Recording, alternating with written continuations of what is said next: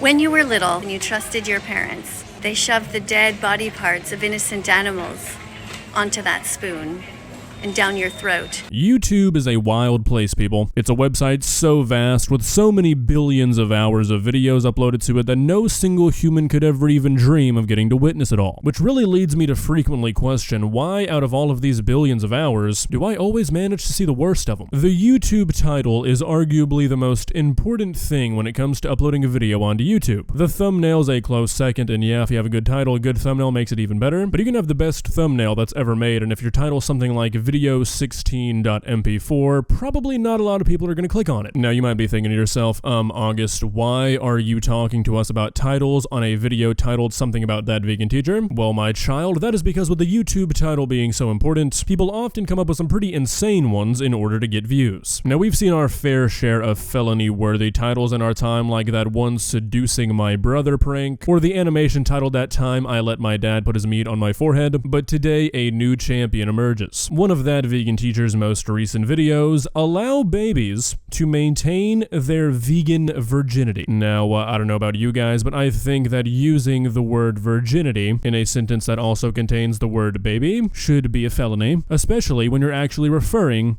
to the baby. It's times like these that really confirm my suspicion that that vegan teacher is nothing but a shock character created by this woman to do nothing but make ad revenue and start controversy, because there's no way that any sane person would look at this title and be like, yeah, that's a really good argument for veganism. This is what's going to bring those non-believers over to the other side. Now, if you'd like to enjoy the rest of your day and not have it ruined by a silly half-baked argument, I would recommend clicking off the video now, but you know, if you're not a little baby, I would recommend sticking around. But hey, no judgment to those who need to go. We get it, it's diaper time. With that being said, however, let's begin. Please subscribe.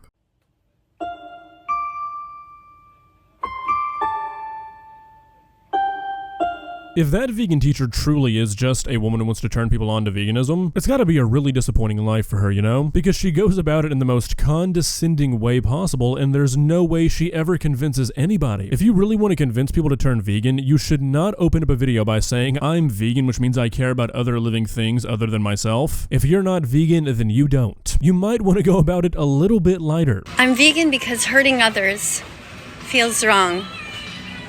And I know in your heart, it also feels wrong to you. This is kind of a weird thing to bring up in my opinion, because I don't really think there's a whole lot of people out there like finding joy in the fact that an animal died for them to eat something. Like, I don't think that's a very common mindset, so yeah, I feel like a lot of people might feel like it's kind of wrong for something to have to die, but to say that it's like objectively wrong to eat a chicken, you just can't do that. For some people, it might feel morally wrong to not be able to eat meat. We live in a made-up society. Like, there's nothing really governing us. It's all just feelings. A tiger would not feel bad for eating you, and I don't think most animals would feel personally offended if they were eaten. Humans are the only thing that are trying to fight nature when it comes to diet. Am I sounding a little bit like a Reddit conspiracy theorist? Yeah, kind of, I get it. But at the end of the day, like, people want to eat what they want to eat, and that's just what's gonna happen. When you were little and your parents gave you spoons full of food for the first time, like carrots and peas, they were all mashed up, and you opened your mouth and you trusted your parents. But then later, at some point, they shoved the dead body parts of innocent animals onto that spoon and down your throat. Something I find extremely cringy, and it's something I've seen a lot of activists do, is they try to use like super blunt, violent language about everyday things to make you feel bad about it. And it's like, what do you think you're achieving? Do you think that 99% of people eating food do not realize it's a dead animal? That they're gonna hear a dead animal instead of meat and be like, oh my god, I've gotta change my ways? Because no, you can say that I'm taking the dead, bloody, rotten, maggot-infested carcass of an adorable little moo cow and shoving it down my gullet, and guess what? I'm still gonna eat that ribeye tonight. It wasn't your fault. You were born vegan, and you can return to your roots. You don't have to hurt animals. This is in the baby food aisle. Imagine thinking that a pig, an innocent being, should be murdered in a gas chamber and cut up and put into a grinder and put into a little container like this and fed to a baby. How f***ed up is that? Miss Katie, not sure what's going on here, but you kind of started to sound like an AI voice towards the end there. Might want to get that checked out. And give me 1 second.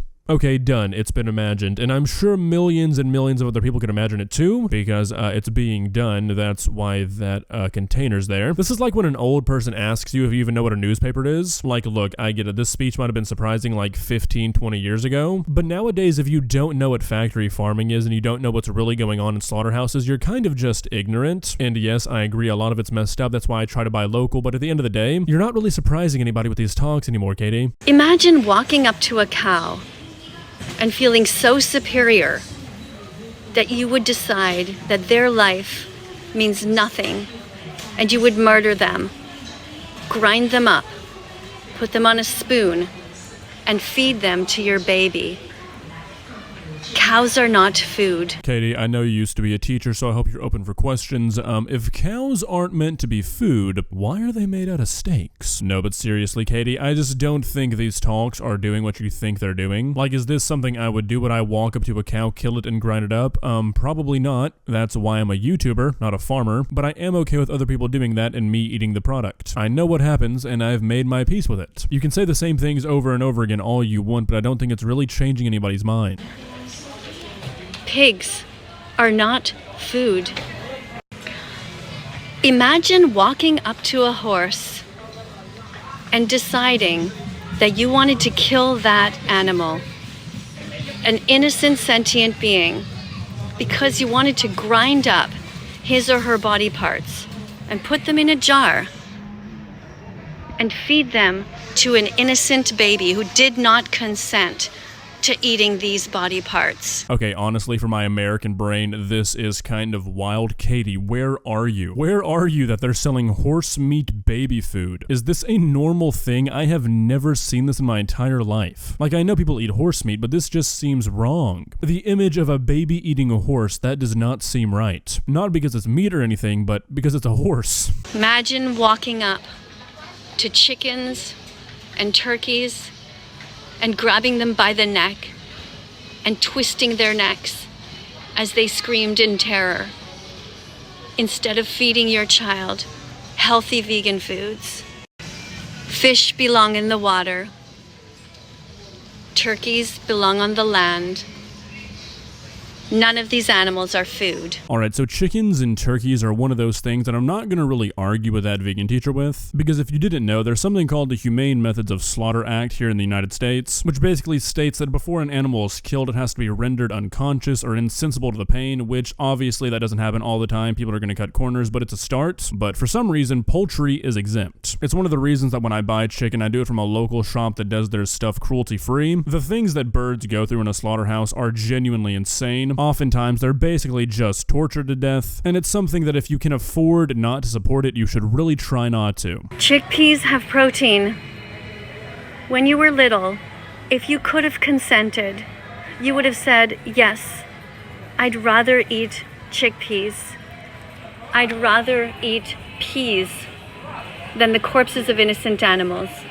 So go back to your roots again and be vegan the way you were meant to be. Where this argument really all falls apart is that I'm sure some children would rather have veggies or something when they were a kid, but I think objectively young children are like the most untrustworthy people when it comes to picking the correct food to eat. Also, it's been proven time and time again that a vegan diet is not healthy for children. There's a lot of arguments that it's not even really healthy for adults. That's why vegans have to often take so many supplements. But when it comes to children, with the nature of the rapid growth of a human child, being a vegan is not healthy. It has been found time and time again that being a vegan during a human's developmental years will stunt their growth. Join me on the right side of history. Katie, if you were able to magically make every single human and animal on the planet vegan, and all of a sudden hundreds and hundreds of millions of animals were not being eaten anymore, we would destroy this planet's ecosystem more than we already are. So I'm not really sure about this whole right side of history thing. Well guys, what do you think? Where does this title rank in the worst titles in YouTube history? I think it's got like solid top 25, top 50 contender status. I mean, it definitely could be worse, but just saying the word baby and the word virginity in the same sentence into a live microphone makes me think that I'm probably on some kind of list somewhere now. So I'm gonna quit while I'm ahead. If you enjoyed this video, please leave a like and walk on over to that subscribe button and touch it. It's free. It won't cost you anything. But for now, that's all I have for you today.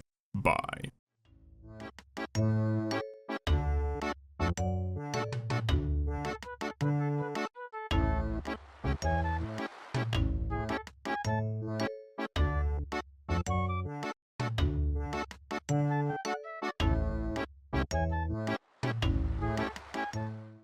Subscribe.